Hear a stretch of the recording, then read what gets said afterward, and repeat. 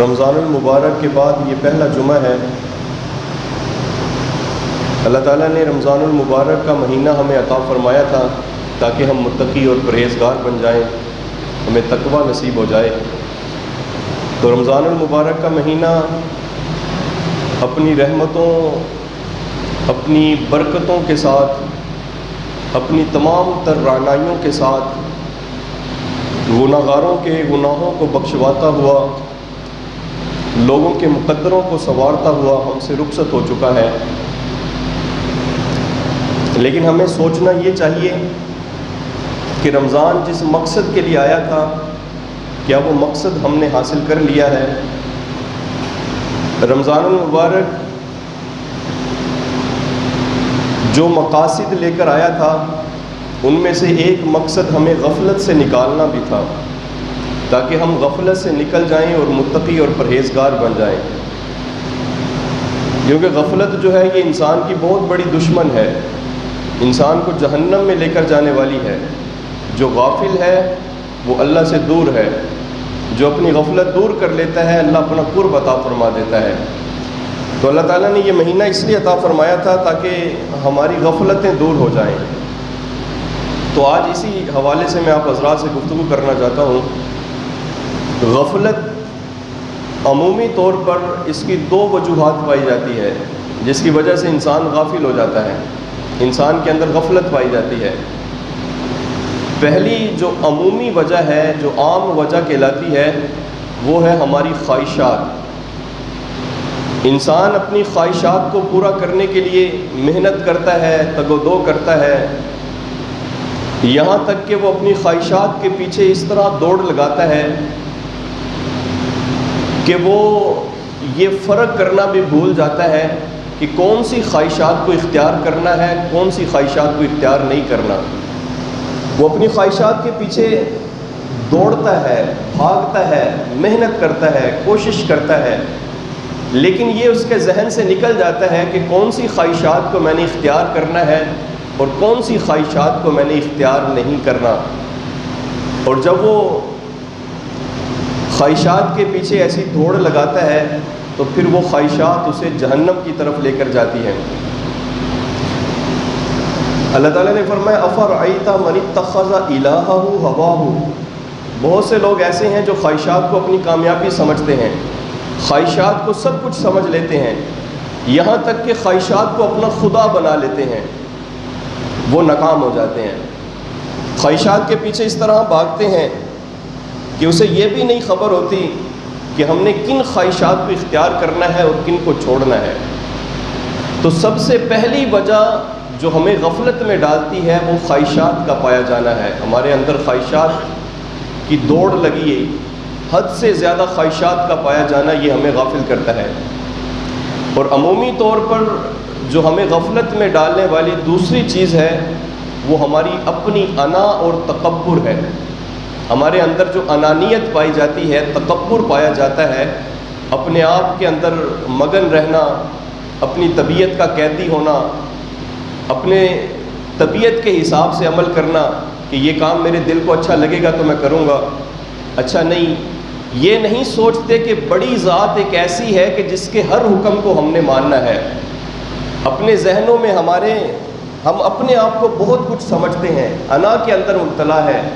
ہمارے ذہنوں سے یہاں تک غائب ہو جاتا ہے کہ ایک ذات ہے جو سب سے بڑی ہے اور اس کے ہم نے ہر حکم کو ماننا ہے، اور وہ اللہ ہے۔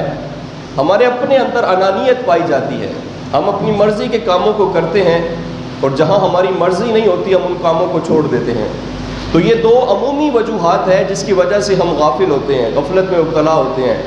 تو یہ رمضان المبارک ہمیں ان دو بڑی بیماریوں سے نکالنے کے لیے آیا تھا، ہماری خواہشات کو کچلنے آیا تھا اور ہمارے اندر جو انانیت کے بت ہیں ان بتوں کو توڑنے آیا تھا۔ اس کی عام ایک مثال میں آپ حضرات کے سامنے رکھتا ہوں۔ رمضان المبارک کے مہینے میں ہم نے دن کے اندر روزہ رکھا۔ اب روزے کے دوران اللہ تعالیٰ نے ایک ایسا شیڈول ہمیں دیا تھا کہ جس کے دوران ایک ایسا اللہ تعالیٰ نے نظام ترتیب دیا تھا کہ جس کے مطابق چلتے ہوئے حرام کام تو حرام رہا، اللہ تعالیٰ نے حلال کام سے بھی ہمیں منع کر دیا تھا۔ دوران روزہ ہماری خواہشات کو کچلنے کے لیے اللہ نے بھوکا رکھا، پیاسا رکھا، اور اس کے بعد ایک نظام ہمیں دیا کہ ہم نے حلال کام بھی اپنی مرضی سے نہیں کرنا، جب ہمارا اللہ اجازت دے گا تب ہم حلال کھانا بھی کھائیں گے، ورنہ ہمیں حلال سے بھی روک دیا۔ اب مجھے بتائیں، ایک بندہ جو 20 کلو کوئی چیز اٹھا سکتا ہے، 1 من چیز اٹھا سکتا ہے، کیا اسے 2 کلو چیز اٹھانا مشکل ہو جائے گا؟ اب جب ہمارے اوپر اللہ تعالیٰ نے حرام کام کی بجائے حلال کو بھی منع کر دیا تو ہمارے لیے حرام سے بچنا آسان ہو گیا۔ 1 مہینہ اللہ تعالیٰ نے ہمیں ایسا دیا جس میں ہم نے حرام سے تو بچنا ہی بچنا ہے، حلال کام بھی اپنی مرضی سے نہیں کرنا۔ اس کے بعد 11 مہینے اللہ تعالیٰ ہمیں ایسی زندگی عطا فرماتا ہے جس میں ہمارے لیے حرام سے بچنا آسان ہو جاتا ہے۔ اللہ تعالیٰ نے رمضان المبارک اس لیے عطا فرمایا تاکہ ہم اپنی خواہشات کو کچل دیں۔ ہماری خواہشات جو ہم سمجھتے ہیں کہ ہم نے اپنی مرضی سے زندگی گزارنی ہے، ہماری خواہشات ہے، اب دیکھیں اللہ تعالیٰ نے رمضان المبارک کا مہینہ دیا، اس کے اندر ہماری تربیت ہوئی۔ اس کے بعد جو 11 مہینے ہیں، کیا اس میں جو ہمارا دل کرے گا کیا ہم سب کام کریں گے؟ نہیں۔ کیا ہمارے جو خواہشات ہیں ہم ساری خواہشوں کو پورا کریں گے؟ نہیں، بلکہ ہم دیکھیں گے ہر کام کرنے سے پہلے کہ کیا شریعت اس کام کو کرنے کی اجازت دیتی ہے یا نہیں دیتی۔ ہر اس کام کو اختیار کریں گے جسے کرنے کی ہمیں شریعت اجازت دیتی ہے۔ رمضان المبارک ہماری خواہشات کو کچلنے آیا تھا، ہماری خواہشات کے بتوں کو توڑنے آیا تھا، ہماری تربیت کرنے آیا تھا۔ اور دوسرا جو ہمارے اندر غفلت کا مادہ پایا جاتا ہے، جو انا ہے، تکبر ہے، رمضان المبارک اسے بھی توڑنے آیا تھا۔ دن کا ہم روزہ رکھتے ہیں اور رات کے وقت تراویح پڑھتے ہیں، قیام کرتے ہیں، ہمارے اندر ایک انانیت ہے، ہم سمجھتے ہیں ہم بہت توپ چیز ہے، بہت بڑی چیز ہے۔ لیکن رمضان المبارک کی اگر ہم عشاء کی نماز، تراویح کی نماز پر تھوڑا سا غور کریں، اللہ تعالیٰ نے عشاء کی نماز، تراویح کی نماز اور وتروں کی نماز کے اندر کبھی ہم نے غور کیا ہے کہ ہم نے اپنی زبان سے کتنی مرتبہ کہا اللہ اکبر، اللہ اکبر، اللہ سب سے بڑا ہے، اللہ سب سے بڑا ہے؟ کتنی بار ہم زبان سے اعلان کیا ہم نے، لیکن کیا ایک بار بھی ہمارا اللہ کو سب سے بڑا کہنا، اس کی تاثیر کیا ہمارے دل تک ایک مرتبہ بھی نہیں پہنچی؟ کیا ہمارا زبان سے کہنا ہی تھا؟ ہم نے کتنی بار کہا کہ سب سے بڑی ذات ہے تو وہ اللہ کی ہے، سب سے بڑا حکم ہے تو وہ اللہ کا ہے، اللہ اکبر، اللہ اکبر۔ اللہ تعالیٰ نے بار بار ہماری زبان سے یہ الفاظ کہلوائے کہ کسی ایک لفظ کا تو اثر ہمارے دل تک پہنچ جائے اور ہمارے اندر جو انا کا بت ہے، تکبر کا بت ہے، وہ ٹوٹ جائے اور ہمارے اندر یہ تاثیر پیدا ہو جائے کہ اگر کسی کا حکم سب سے بڑا ہے تو وہ میرے اللہ کی ذات ہے، اگر سب سے بڑی ذات ہے تو وہ اللہ کی ذات ہے۔ یہ ہمارے اندر تاثیر پیدا کرنے کے لیے اللہ تعالیٰ نے رات کا قیام، اب دیکھیں تلاوت قرآن مجید ہو رہی ہے، ہم اپنے آپ کو بڑی چیز سمجھتے ہیں، لیکن پروردگار عالم نے اپنی بارگاہ میں ہاتھ باندھ کر ہمیں کھڑا کر دیا کہ تم جتنی مرضی بڑی چیز ہو لیکن میری بارگاہ میں ہاتھ باندھ کر کھڑے ہو جاؤ اور میرے کلام کی سماعت کرو۔ ہمارے اندر کے انا کے بت ٹوٹ رہے ہیں، اس کے بعد اپنے پروردگار کے سامنے ہم جھک رہے ہیں، رکوع کیا ہم نے، کتنی تعداد میں رکوع کیا، پھر سجدہ کیا، اور سجدہ تو اللہ کی بارگاہ میں عاجزی کا سب سے بلند مقام ہے۔ انسان اپنے اندر کی ساری عاجزی ختم کر دیتا ہے، انسان سمجھتا ہے میری سب سے بڑی جو چیز ہے وہ دماغ ہے، سر ہے، جسے میں نے کسی کے سامنے نہیں جھکانا۔ اللہ نے بار بار اپنی بارگاہ کے اندر ہمارے سر کو جھکا کر بتا دیا کہ تمہارے اندر عاجزی نہیں ہونی چاہیے، تمہارے اندر تکبر نہیں ہونا چاہیے، بلکہ عاجزی ہونی چاہیے، تمہارے اندر انا ختم ہو جانی چاہیے۔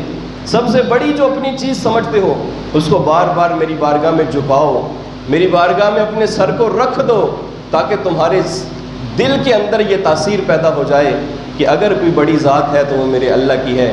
پیارے بھائیو، رمضان المبارک ہماری خواہشات کو کچلنے آیا، رمضان المبارک ہماری انانیت کو توڑنے آیا تھا، ہمارے اندر کے بتوں کو ختم کرنے آیا تھا کہ اگر سب سے بڑا کسی کا حکم ہے تو وہ میرے اللہ کا ہے، اگر سب سے بڑی ذات ہے تو وہ میرے اللہ کی ہے۔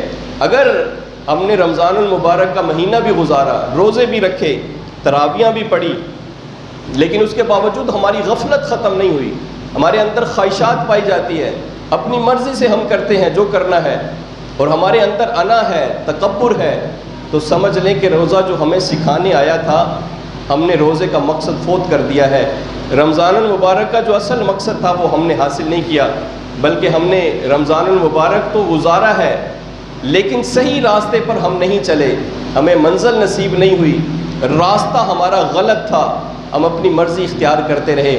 پیارے بھائیو، رمضان جو تھا یہ ہمارے اندر تقویٰ پیدا کرنے آیا تھا، پرہیزگاری دینے آیا تھا، تاکہ ہم مخلص ہو جائیں، پرہیزگار بن جائیں، ہمارے اندر جو خواہشات ہیں وہ ختم ہو جائے، ہر چیز اللہ کے حکم کے مطابق ہو جائے، ہمارے اندر جو تکبر ہے وہ ٹوٹ جائے، اور ہمارے اندر عاجزی اور مسکینی پیدا ہو جائے۔ پیارے بھائیو، یہ بڑی ضروری چیز ہے جو رمضان ہمیں سکھانے آیا تھا، کہ ہمارے اندر جتنے بھی خواہشات کے بت ہیں ان کو ختم کیا جائے۔ اگر ہمارے اندر تکبر پایا جاتا ہے، اس تکبر کو ختم کیا جائے، اور ہر وقت ہمارے ذہنوں میں یہ ہونا چاہیے کہ اگر کسی کا سب سے بڑا حکم ہے تو وہ میرے اللہ کا ہے، اگر سب سے بڑی کوئی ذات ہے تو وہ اللہ کی ہے۔ اگر ہم کوئی کام کرنے جا رہے ہیں تو دیکھیں کیا شریعت اس کی اجازت دیتی ہے یا نہیں دیتی۔ اگر شریعت اجازت دیتی ہے تو ان کاموں کو ہم اختیار کریں، اور اگر شریعت اجازت نہیں دیتی تو ان کاموں کو ہم چھوڑ دیں۔ پیارے بھائیوں، جنہوں نے خواہشات کو اپنا خدا بنا لیا ہے، اب رمضان المبارک کو اگر ہم دیکھیں، اس کے اندر بہت سارے اللہ تعالیٰ نے ہمارے اوپر فضل فرمائے ہیں۔ اب سب سے پہلا عشرہ جو اللہ تعالیٰ نے ہمیں عطا فرمایا تھا وہ رحمت کا تھا، اور اسے بڑی سمجھنے کی ضرورت ہے۔ اللہ تعالیٰ نے سب سے پہلے اپنی رحمت کا عشرہ عطا فرمایا، کیونکہ جس پر اللہ کی رحمت ہوگی اسے بخشش نصیب ہوگی۔ دوسرا عشرہ پھر بخشش کا دیا کہ جب تم اللہ کی رحمت کے حقدار بن جاؤ گے، مستحق ہو جاؤ گے، پھر تمہاری بخشش بھی ہو جائے گی، جہنم سے نجات بھی تمہیں مل جائے گی۔ جب تک ہمارے اوپر اللہ کی رحمت نہیں ہوگی ہم بخشش سے بھی محروم رہیں گے، جہنم سے نجات سے بھی محروم رہیں گے۔ سب سے پہلا عشرہ اللہ تعالیٰ نے، میں نے خطبے کے دوران ایک آیت آپ حضرات کے سامنے تلاوت کی ہے، سورہ ذاریات کی، فرمایا یؤفک عنہ من افک، اللہ جسے قرآن مجید سے دور کر دیتا ہے اللہ تعالیٰ نے اسے اپنی رحمت سے دور کر دیا ہے۔ آج پیارے بھائیوں، میں آپ حضرات کے سامنے کچھ پیغام رکھنا چاہتا ہوں۔ آخری عشرہ جو تھا وہ نجات کا تھا، وہ عشرہ تو گزر چکا ہے۔ اگر کسی بندے نے پورا سال نجات حاصل کرنی ہو جہنم سے تو وہ کس طرح کر سکتا ہے؟ کیا اس کے مقدر میں اب نجات نہیں ہے؟ قرآن مجید کی تلاوت کر کے دیکھیں، اللہ تعالیٰ نے نجات کے لیے کچھ شرائط بتائی ہے۔ پہلے سپارے سورہ بقرہ کے پہلے رکوع کی تلاوت کریں، اس کے اندر اللہ تعالیٰ نے بتایا ہے کون لوگ ہیں جن کو اللہ نے کامیابی عطا فرمائی ہے، اللہ کی بارگاہ میں کون لوگ کامیاب ہو جاتے ہیں۔ 18ویں سپارے کا پہلا رکوع پڑھ کے دیکھیں، تمام شرائط اللہ نے اس ایک رکوع کے اندر جمع کر دی ہے۔ 18ویں سپارے کا پہلا رکوع میں آپ حضرات کے سامنے تلاوت اس لیے نہیں کر رہا تاکہ آپ حضرات کے ذہنوں میں تھوڑی سی دلچسپی پیدا ہو، قرآن کے ساتھ دوستی لگائیں، جا کر یہ ایک رکوع کی تلاوت کر کے دیکھیں۔ پورے سال جو چیزیں ہمیں جہنم سے نجات دینے والی ہے اللہ نے ساری اس ایک رکوع کے اندر جمع فرما دی ہے۔ 18ویں سپارے کا پہلا رکوع اٹھا کر دیکھیں، نجات کی جتنی شرائط ہیں ساری ایک جگہ اللہ نے جمع فرما دی ہے۔ سورہ ذاریات پڑھ کر دیکھیں، جو چیزیں ہمیں غفلت میں ڈالنے والی ہے ایک بار آپ اس کی تلاوت کریں گے، پہلا رکوع پڑھ لیں، ہماری ساری غفلتیں دور ہو کر اللہ کا قرب ہمیں نصیب ہو جائے گا، اللہ کی بارگاہ میں آنے کا ہمارے دل کے اندر جستجو پیدا ہوگی۔ فرمایا من یؤفک عنہ من افک، جو قرآن سے دور ہو جاتا ہے اللہ تعالیٰ نے اسے اپنی رحمت سے دور کر دیا ہے۔ ذرا قرآن سے دوستی لگا کر دیکھیں، اگر چاہتے ہیں کہ اللہ کی رحمت سے دور نہ ہو تو قرآن کے قریب ہو جائیں، اگر جہنم سے نجات چاہتے ہیں قرآن کا مطالعہ کریں، قرآن ہمارے سامنے نجات کے ذرائع بتاتا ہے، نجات کی شرائط بتاتا ہے، اگر ہم ان پر عمل کر لیں گے تو ہمیں نجات نصیب ہو جائے گی۔ اور تیسری چیز اس رمضان المبارک کے اندر جو اللہ تعالیٰ نے ہمیں عطا فرمائی تھی وہ اپنی ذات کا قرب تھا۔ اللہ نے رمضان اس لیے عطا فرمایا تاکہ اپنے لوگوں کو قریب کیا جائے۔ اب رمضان تو گزر گیا ہے، نہ تو ہمیں شب قدر نصیب ہوگی، وہ جو خوش نصیب تھے انہوں نے حاصل کر لی۔ اب ہم اللہ کا قرب کیسے حاصل کر سکتے ہیں؟ کون سی چیزیں ہیں جس کے ذریعے ہم اللہ کو پا سکتے ہیں؟ پیارے بھائیوں، ایک بڑا محبت کا واقعہ ہے بابا فرید رحمۃ اللہ علیہ کا۔ بابا فرید رحمۃ اللہ علیہ اپنے علاقے میں، کہ آپ کے علاقے میں ایک مجذوب آ گیا، اور مجذوب گلیوں کے اندر اعلان کر رہا ہے، لوگوں سے سوال کر رہا ہے، لوگوں کے سامنے ایک سوال رکھا ہے اس نے، اور لوگوں سے پوچھتا ہے، کہتا ہے عید کداں، عید کب آئے گی؟ اپنی زبان کے اندر لوگوں سے سوال کر رہا ہے، مجذوب ہے، دنیا مافیہا سے غافل ہے، اسے کوئی خبر نہیں ہے، اور عید کا مہینہ بھی نہیں ہے، عام مہینے کے اندر ایک بندہ لوگوں سے سوال کر رہا ہے کہ بتاؤ عید کداں، عید کب آئے گی؟ لوگ ہنستے ہیں اور ہنس کر گزر جاتے ہیں، سمجھتے ہیں پاگل ہے، اسے پتہ ہی نہیں ہے، دیوانہ ہے، کہ اسی گلی سے بابا فرید رحمۃ اللہ علیہ کا گزر ہو گیا۔ بابا فرید جا رہے تھے، وہ مجذوب آگے سے آ گیا اور آ کر سوال کرتا ہے، کہا بابا جناب بتاؤ عید کداں؟ بابا فرید رحمۃ اللہ علیہ، بابا صاحب نے جب سنا نا، دیکھا کہ یہ تو کوئی اور لائن کا بندہ ہے، فرمایا وہ سوال کر رہا تھا کہ عید کداں؟ بابا فرید رحمۃ اللہ علیہ نے جواب دیا، یار ملے جداں۔ فرمایا جب یار ملے گا اس وقت عید ہو جائے گی۔ اس نے کہا کوئی صاحب شعور شخص مجھے مل گیا ہے۔ اس نے ایک اور سوال کیا، اس نے کہا یار ملے کداں، یار کب ملے گا؟ بابا صاحب نے فرمایا میں مرے جداں، جب تیرے اندر کی انا ختم ہوگی، میں ختم ہوگی، تجھے یار مل جائے گا۔ اس نے سمجھا کہ آج میرے سارے سوالوں کے جواب مل رہے ہیں، کیوں نہ اپنا مسئلہ ہی حل کروا لوں۔ اس نے کہا بابا جی ٹھہرو، ایک سوال اور ہے، اس کا جواب دے دو، میرے سارے مسئلے حل ہو جائیں گے۔ سوال یہ ہے کہ میں مرے کداں، یہ بھی تو بتا دو کہ میں کب مرتی ہے۔ بابا صاحب رحمۃ اللہ علیہ نے فرمایا یار تکے جداں، جب یار نظر ڈال لے گا تیرے اندر کی ساری میں ختم ہو جائے گی۔ سوال کیا تھا عید کداں، فرمایا یار ملے جداں۔ اس نے پھر کہا یار ملے کداں، فرمایا میں مرے جداں۔ کہا میں مرے کداں، فرمایا یار تکے جداں، جب یار نظر ڈال لے گا تیرے اندر کی ساری میں ختم ہو جائے گی۔ پیارے بھائیو، شب قدر اس لیے آئی تھی کہ ہم وہ عمل کریں کہ جس سے اللہ کا قرب مل جائے، اللہ کی نظر رحمت مل جائے۔ ایک بار یار ہماری طرف دیکھ لے، ساری زندگی کا تصور ہمارا سنور جائے۔ اب رمضان گزر گیا، شب قدر گزر گئی، اب کون سا ایسا عمل ہے کہ جس کے ساتھ ہم اللہ کو پا سکتے ہیں؟ چند عمل میں آپ حضرات کی بارگاہ میں رکھنا چاہتا ہوں۔ پیارے بھائیو، سب سے پہلے تو اگر آپ چاہتے ہیں کہ اللہ کی نظر مل جائے، قرب مل جائے، ہمیں اللہ مل جائے، تو سب سے پہلے تو اپنا دھیان اللہ کی طرف کریں، پوری توجہ اپنی اللہ کی طرف، کوئی ایک لمحہ ایسا رکھیں جس میں ہمارا پورا دھیان اللہ کی طرف ہو، سمجھو ہمیں اللہ مل گیا ہے۔ ہماری تو نمازوں کا یہ حال ہے کہ نمازوں میں بھی ہمارا پورا دھیان اللہ کی طرف نہیں ہوتا، آدھا دھیان نماز میں ہے، آدھا کسی اور کام کے اندر ہے۔ اسی لیے تو بزرگ حضرات یہ پریکٹس کرواتے تھے۔ میں نے کہا نا کہ رمضان المبارک کی قیام کے اندر راتوں کی جو نماز تھی، اس میں کتنی بار ہم نے کہا اللہ اکبر اللہ اکبر اللہ اکبر۔ کیا کسی ایک الفاظ کی تاثیر بھی ہمارے دل تک گئی ہے یا نہیں گئی؟ بزرگ جو تھے وہ ذکر کروایا کرتے تھے، اس لیے اللہ کے نام کی تسبیح پکایا کرتے تھے، ہمارا دھیان تاکہ اللہ کی طرف ہو جائے، ساری چیزوں سے دھیان ہٹ کر ہماری توجہ اللہ کی طرف ہو جائے۔ کوئی ایک تسبیح تو ہمارے دل پر اثر کر جائے گی، کوئی ایک لفظ تو ہمارے دل میں اثر پیدا کر دے گا، جس کی وجہ سے ہمارا سارا دھیان اپنے پروردگار کی طرف ہو جائے گا۔ سب سے پہلا کام تو یہ کریں، اپنا دھیان مکمل اللہ کی طرف کریں، ہر وقت اللہ کی طرف دھیان ہونا چاہیے، سمجھو ہمیں اللہ مل گیا ہے۔ اور دوسرا کام یہ کریں، وہ اعمال کریں جو ہمارے اللہ کو پسند ہے، جو اللہ کو پسند ہے، جب وہ عمل کریں گے تو اللہ ہمیں مل جائے گا۔ یوں سمجھو ہمیں شب قدر مل گئی ہے، وہ جو قدر والے لمحے ہیں اللہ نے ہمارے نصیب میں لکھ دیے ہیں، جب ہم وہ عمل کریں گے جو ہمارے اللہ کو پسند ہے۔ چند مثالیں میں آپ حضرات کے سامنے دیتا ہوں۔ ایک بندہ بڑا تنگ دست ہے، خود اسے پیسے کی ضرورت ہے، غریب ہے، مستحق ہے، اپنا اس کے پاس پیسہ کم ہے، لیکن اس کے باوجود جب اس کے دروازے پہ سوال کیا جاتا ہے، کوئی سائل آتا ہے اپنی ضرورت لے کر، تو وہ اپنی ضرورت کو چھوڑ کر جیسے دوسرے کی ضرورت کو پورا کرتا ہے، سمجھو اسے اللہ مل گیا ہے۔ ایک بندہ خود مستحق ہے، اسے پیسے کی ضرورت ہے، لیکن اپنی ضروریات پر دوسروں کی ضرورت کو فوقیت دیتا ہے، اسی لمحے اسے اللہ مل جاتا ہے۔ یوں سمجھے مجھے اللہ مل گیا ہے۔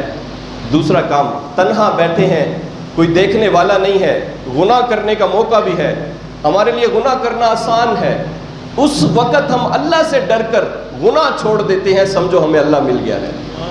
جو بندہ مخلص ہو کر اپنی تنہائیوں کو پاک کر لیتا ہے، سمجھو اس نے اپنے نصیب کے اندر شب قدر لکھوا لی ہے، اسے اللہ مل گیا ہے، اسے اللہ کے قرب کے لمحے نصیب ہو گئے ہیں۔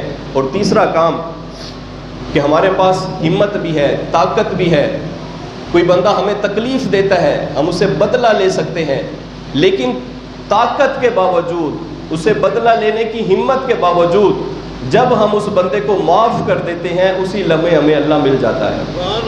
یہ 3 کام زندگی کا اپنے شیوا بنا لے۔ جب ہمیں اپنی ضرورت ہے، اس ضرورت پر دوسروں کی ضرورت کو فوقیت دو، سمجھو ہمیں اللہ مل گیا ہے۔ اور جب ہمارے پاس موقع ہے، گناہ کر سکتے ہیں، تنہائیاں ہیں، مخلص ہو کر اپنی تنہائیوں کو پاک کریں، اللہ کا ڈر دل میں رکھ کر گناہوں کو چھوڑ دیں، سمجھو ہمیں اللہ مل گیا ہے، اللہ نے نظر فرما دی ہے۔ اور تیسرا کام، کوئی تکلیف پہنچائے، بدلہ لینے کی ہمت بھی ہے، اس کے باوجود جب ہم کسی کو معاف کر دیتے ہیں تو سمجھو اللہ ہمیں مل گیا ہے، اللہ نے اپنے قرب کے لمحے عطا فرما دیے ہیں۔ پیارے بھائیو، رمضان ہمارے پاس یہ چند مقصد لے کر آیا تھا، ہمیں تقویٰ دینے آیا تھا، متقی پرہیزگار بنانے آیا تھا، غفلت سے نکالنے آیا تھا، اللہ کا قرب دینے آیا تھا۔ رمضان تو گزر گیا ہے، لیکن اب 11 مہینے اسی رمضان کی کیفیت میں ہمیں رہنا ہے۔ رمضان نے جو سکھایا ہے خواہشات کو کچلنا، اب 11 مہینے ہم نے اسی طرح زندگی گزارنی ہے۔ ہمارے اندر کے بتوں کو، انا کو جو توڑا ہے، اسی عاجزی کے ساتھ ہم نے 11 مہینے گزارنے ہیں۔ اگر ہمیں شب قدر ڈھونڈنے کا کہا گیا تھا، تلاش کرنے کا کہا گیا تھا، اب 11 مہینے ہم نے اسی طرح گزارنے ہیں کہ وہ کام کریں جو ہمارے اللہ کو پسند ہے۔